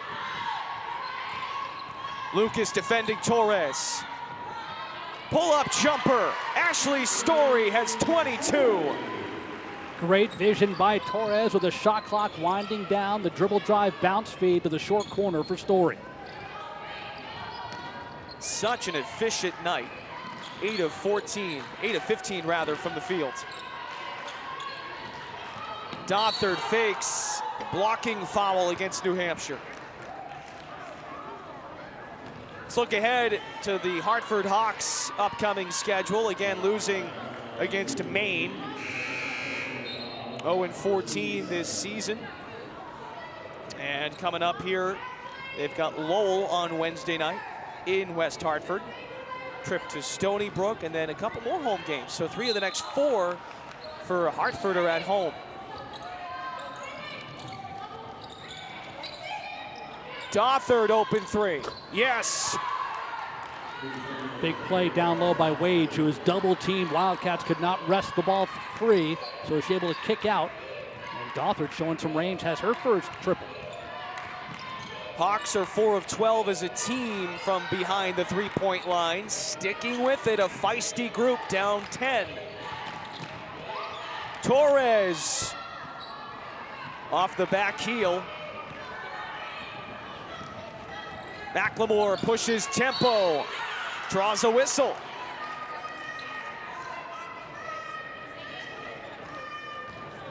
What do you think New Hampshire's discussing right there to regroup? You don't want to get some of your other scorers in there. De La Ruel and Boneo both check back in. Give Susie a rest. Gogolin hasn't played a lot of minutes, so the group on the floor, you certainly want to get Story back into some touches when she can get back offensively. But on the defensive side, it was box out on one end by Wade and then stop the penetration. Unable to do so, so McLemore able to draw that foul, but she struggled at the line. That's 3 misses and 5 tries.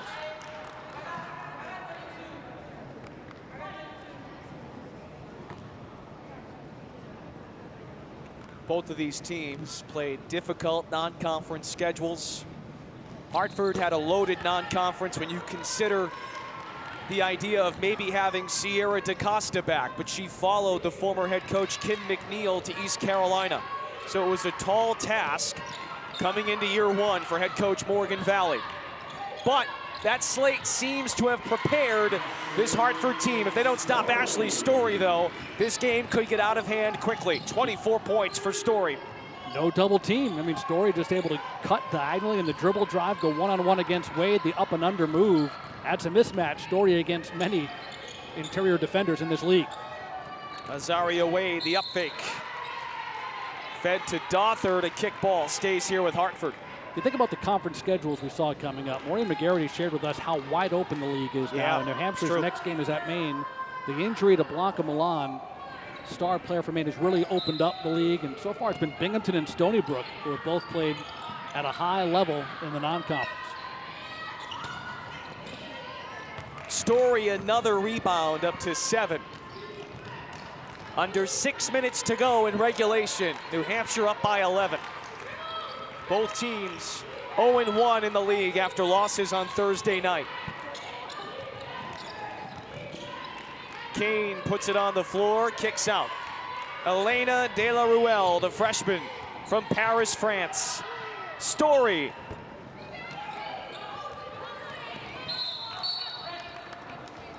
And last touched by Bonet. Hartford basketball.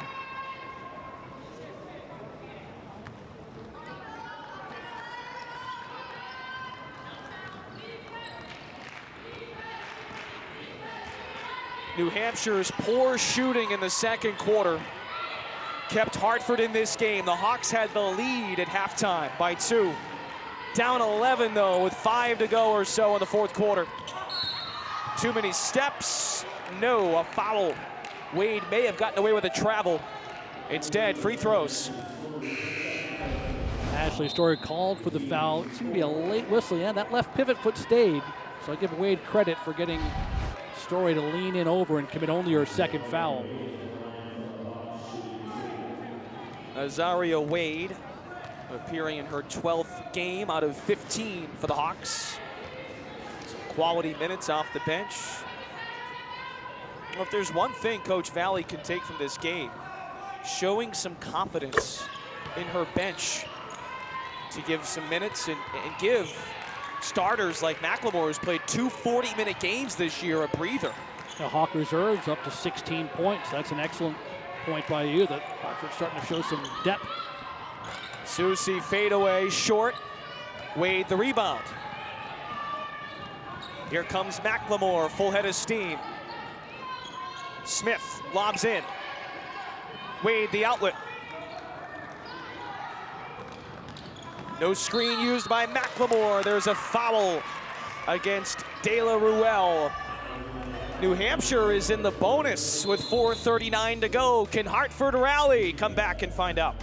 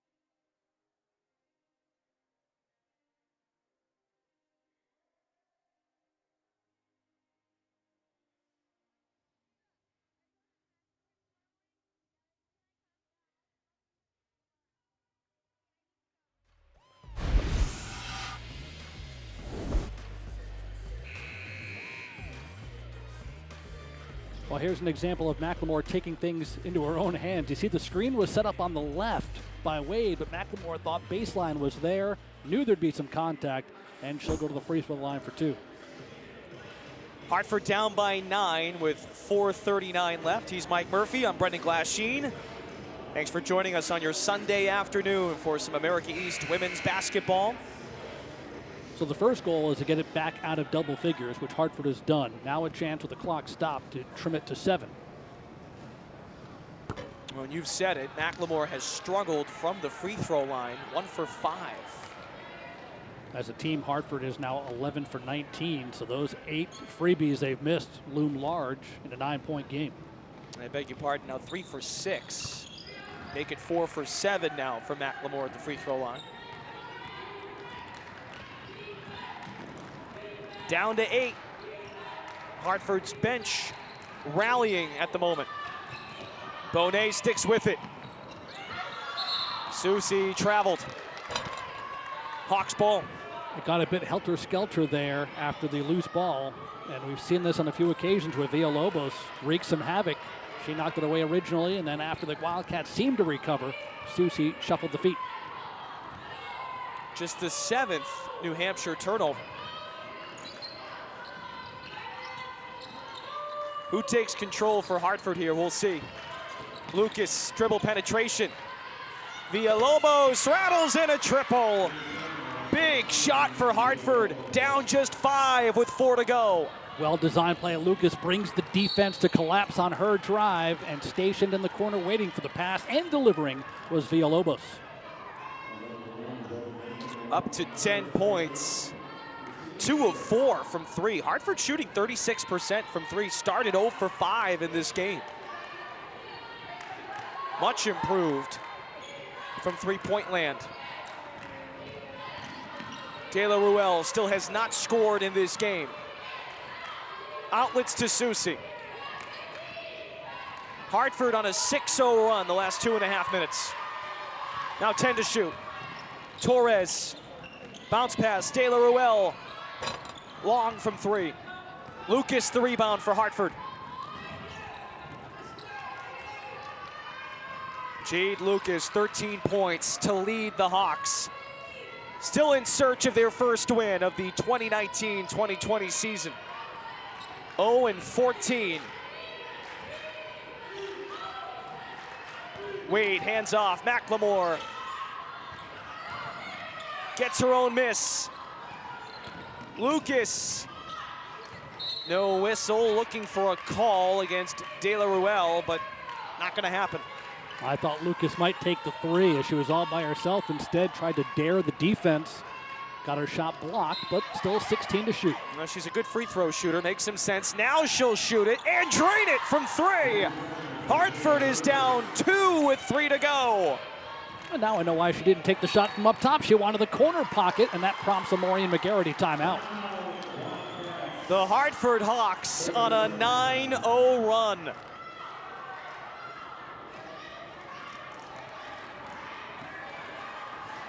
This team has been through so many bumps and bruises throughout the season. Played awfully well, as you mentioned, on Thursday at Maine with Blanca Milan out for the season. Hung in there with the unanimous favorite. And these are the shots Lucas has prepared herself to take throughout these first half games of the season, right? A player that didn't play much last season, role elevates with players exiting, transfers, and graduation. Someone's got to take the big shots, and she has taken that responsibility. How about Coach Valley? Fired up for her as well. He was right behind her when the shot left her fingertips. That was a great look again. I mean, Coach Valley, when they fell behind by double digits, remember, she could have called a timeout. I thought she would. She let her team play out of it, and they've rewarded her confidence by getting it back to a 2-point game. What's New Hampshire got to do now here offensively? Find Ashley Story. Doesn't take a genius to figure that one out. 24 points, a game high. Number 11 in the white jersey. There's a foul off the ball by Torres.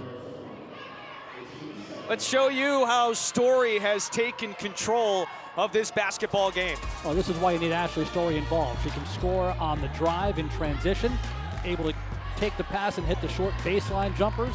And of course, the mid-range game just above the free throw line, even had a 3-point field goal. Now Story double teamed along the right block. Thought she got pushed. And Susie is hit with a foul from behind on Lucas. And New Hampshire's in the bonus, so Hartford has a chance to tie the game. There's no question that she's pushed. That's part of the game. When you're the big, there's going to be contact all the time. And Coach McGarity talked about that with us. Teams are going to drape 2 players on Story. They are going to frustrate her with contact. And you have to dig down late in the game when there's fatigue and stay tough. But instead, the ball got turned over, and Susie commits her 4th foul. This is a program in Hartford that's appeared in the America East Championship game 2 straight years. A lot of turnover on the roster. Question marks with personnel since April when Morgan Valley took the job. Limited personnel during the summer. A tough non-conference slate going 0-13, and now Hartford is on the cusp of potentially getting its first win of this season. We're tied at 66 here in Durham. De La Ruelle weaves through, first basket of the game at the most opportune time. Wildcats by 2. 2 minutes to go.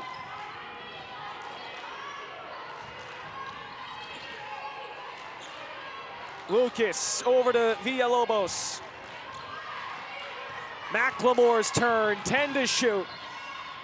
Lobs into Smith, banks it in. We're tied at 68.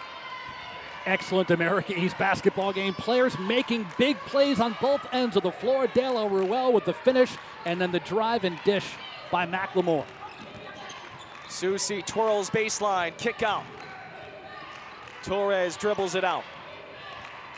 Hartford is on a 17-4 run in the last 6 minutes. Torres off the mark, last touched by Story. Hartford basketball. And Smith, who has 6 rebounds, boxed out expertly. So even though it's not a rebound for Smith, she kept Story away from the ball enough that all Ashley could do was reach and deflect it out of bounds. Lucas, Smith, McLemore, Villalobos, and Wade on the floor offensively here for Hartford. New Hampshire has Susie, Torres on the ball, Bonet, Story, and De La Ruelle. Minute to go, 13 to shoot, tied at 68. Lucas out of bounds off of New Hampshire. No foul there. And that's a difficult play to defend if you're Torres. Player coming at you, knock the ball away without committing a personal. Another look. Looks like there's a lane, but Torres got the left hand in there. Good no call. McLemore into Wade. 5 seconds to shoot. McLemore fades away. Left it short. Bonet saves it.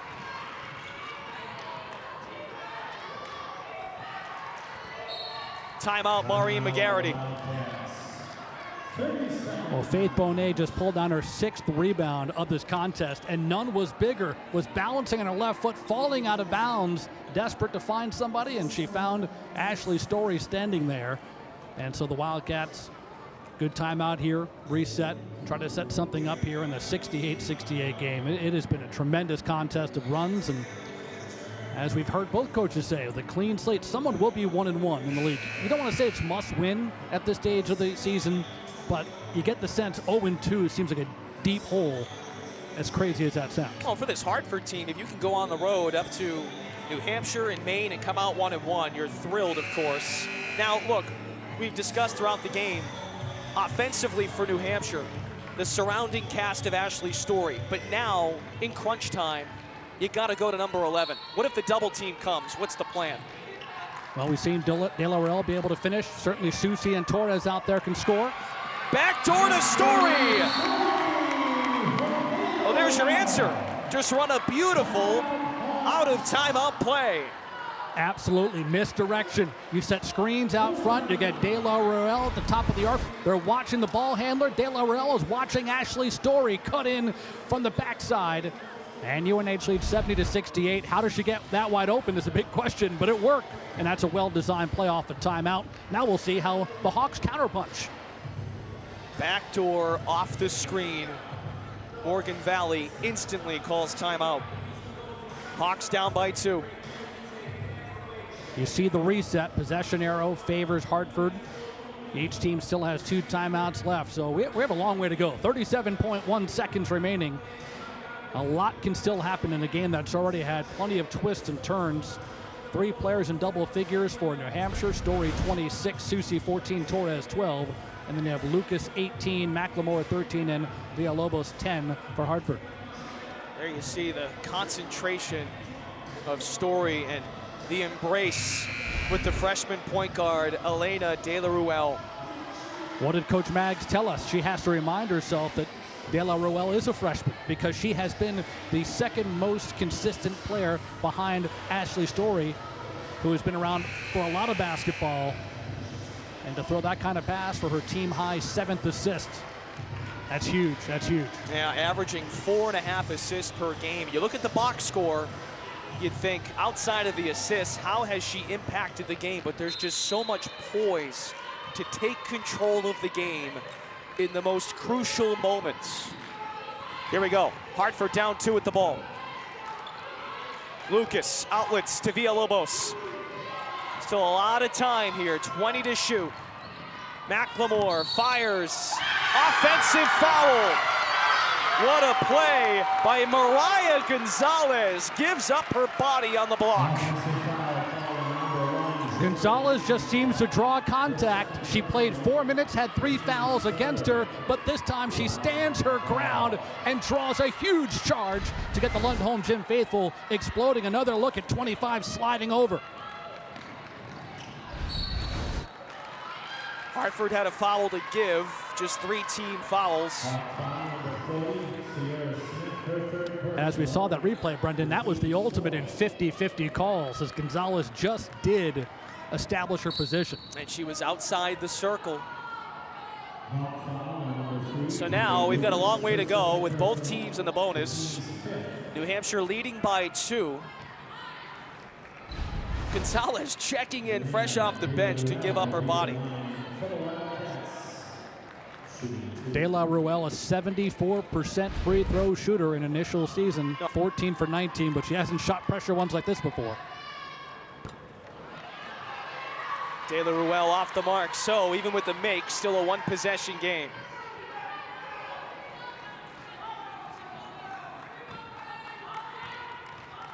Both teams, again, in the bonus. 0 for 2 trip. Hartford just used a timeout. Hawks have 1 left. New Hampshire still has 2. Well, my heart beating pretty fast. I can only imagine what it's like to be out there in this game as the teams try to stay settled, stay calm with so much riding on it. Oh, again, the jitters for Hartford, having not won a game yet this season. 0-14. They've come super close, especially in the month of December. Units a little bit more gelled, and then of course that game in Maine, down just 6 at halftime. And here in this one, a big run in this 4th quarter to get back in it. They were down by as many, taking a look, I think 13 was the largest lead for New Hampshire. It was 11. And you use the word jitters. I just haven't gotten that sense late in the game. Both teams seem into it. They're trying to make plays and not playing tight. Hartford has another shot after an 0 for 2 trip at the free throw line for De La Ruel. It's Villalobos for 3. Hartford has a 1-point lead. Spanish national team, somebody else who forgets a first-year player. Step out 3, Susie's hand in her face and still hits right in front of her delirious bench. The freshman drains it in Susie's eyes. There was a fan reaction there that was just priceless. I mean, what a shot. Cold-blooded. She's only a freshman. A freshman who has played at a high level. She's really come on of late. Had a double-double against Penn, 14 rebounds against CCSU. And as you see, telling her teammates as she points her fingers to her temples, let's play smart out there and finish this one off. Who's going to be the next hero as we just continue exchanging big play after big play? I would imagine the key here for Hartford is to not foul to give New Hampshire a chance at the line for a couple of free throws. Well, last time the Wildcats drew up a play in this situation, they got a great look on the De La Roel pass to Story. Wildcats will try to figure out another way to get Story free. Hartford's going to try to make somebody else take the big shot. Story with 26 points to lead all scorers. 10 of 17 from the field. On the Hartford side, Lucas, a team high 18 points. Carmen Villalobos, 13 on 5 of 9 shooting, 3 of 5 from 3. Hartford, its third lead of the game, up 1, trying to get its first win of the season. How does New Hampshire counter? 12 seconds. Susi just throws it up on the offensive glass. Story is there. Call it a pass, why don't you? 5.5 seconds to go, and Hartford uses its final timeout. Well, Hartford got a different player to shoot the basketball. They wanted to make somebody else a try, and it was a tough shot by Susi, but nobody boxes out. Story gets the inside position for the weak side rebound and the putback to give the Wildcats the lead. And Smith, a sophomore, number 40, just does her best to box out Story. I think in Susi's eyes, too, remember, Susi's a senior here. There's got to be some thinking there, Mike. If I don't get this to go, I know I have number 11 on the block for a potential rebound. Perhaps that was her thought. Certainly the indication was be an attacker. You're challenged by her coach to be an offensive-minded player, was trying to make the big shot. Hartford had 2 defenders, defended it very well, but their Story, as she so often has done, to put up a big shot. Hartford looking for its first win of the season. This would be heartbreak if they can't pull it off. 5.5 seconds. Into Lucas. 3 seconds. McLemore fumbles it. Out of bounds.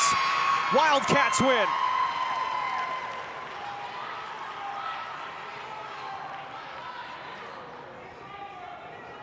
The officials get together. They might put some time on the clock. Timothy Green, Corey Pothier, and Meg Dahlman, our crew.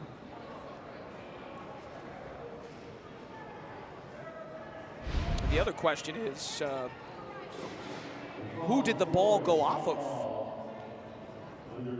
So they're going to take a look and see if some more time he's going to get on the clock. Yeah, seems to have about 0.2 or 0.3 seconds, Mike, on the clock.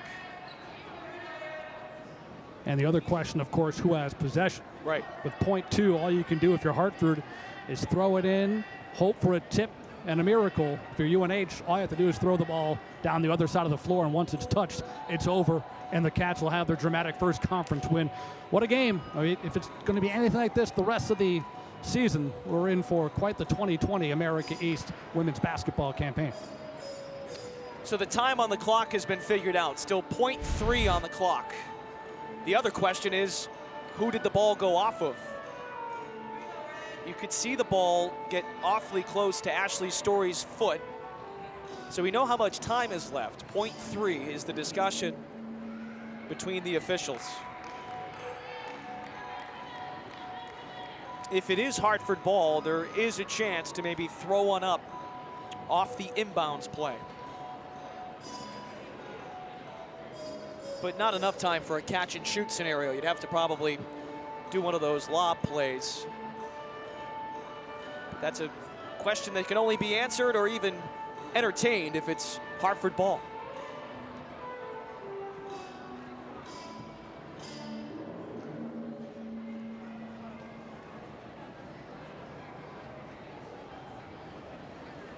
Not to make Brendan nervous, but right over your shoulder, the director of athletics at UNH, Marty Scarano, he's keeping a key eye on this video replay as well as this entire gym, which was exploding in happiness a few moments ago, has gone very eerily quiet as they await the results of this video review, which has taken quite a while.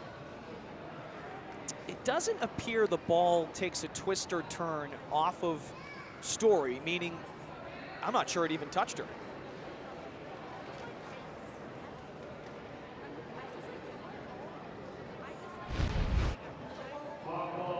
So it is Hawks basketball. last touched by New Hampshire. 0.3 seconds on the clock. Obviously, they don't need a 3. A lob situation is needed here. McLemore to inbound the basketball. Hartford has no timeouts to go either. They'll throw it up. Villalobos. Wildcats pull it off and win.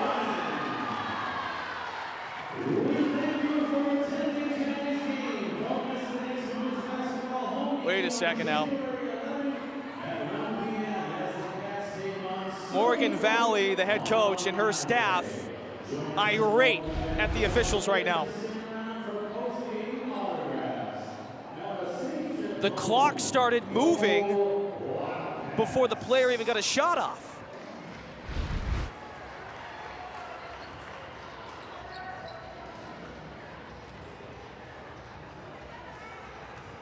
I could see the argument if the ball went in, Brendan, but she missed the shot as well.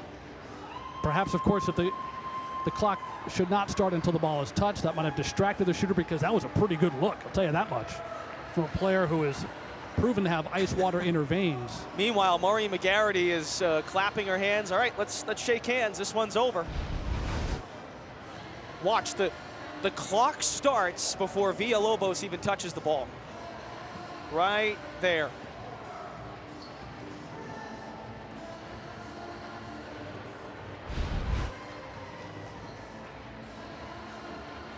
So that's the game. Wildcats prevail and hold on for their first America East win of 2020. Hartford went on a monster run, a 22-4 run to get back in this basketball game.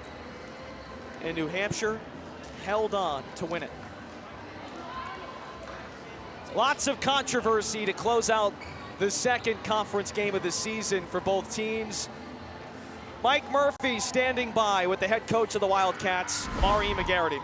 Well, I know it took a little bit longer than maybe you wanted to, but you get the result you want here. Strange ending, but a great one for the Wildcats. Yeah, you know what? I give a lot of credit to Hartford. They played their hearts out, and they made some huge shots down the stretch when they had to. And, you know, but credit to Ashley. I mean, Ashley herself made some huge plays. And, you know, we really needed this one, obviously, to get back on the winning side, to get our first league win at home. So, yeah, we just have to find a way to just be more consistent right now. And we're struggling with that, but we did have some balanced scoring today. So I'm pleased with that. You did challenge your teammates to step up here and help Ashley Story out. How did they respond? They did. I mean, they made some big plays. I think Faith is giving us some huge minutes the last 2 games. Caroline, Amanda, Brooke Kane hasn't played much at all this year as a freshman, came in off the bench and gave us a huge, huge lift. So it's nice to see. Just, you know, we're still such a young team, so I'm hoping we're going to start turning the corner a little bit and get some more contributions from some more people. Congratulations and best of luck at Maine. Thanks, Murphy. Thanks. Well, that's Maureen McGarity. Let's bring in the player of the game, Ashley Story. I know, Ashley, congratulations. You wanted a bounce-back performance after UMass Lowell. How did you feel about your effort today?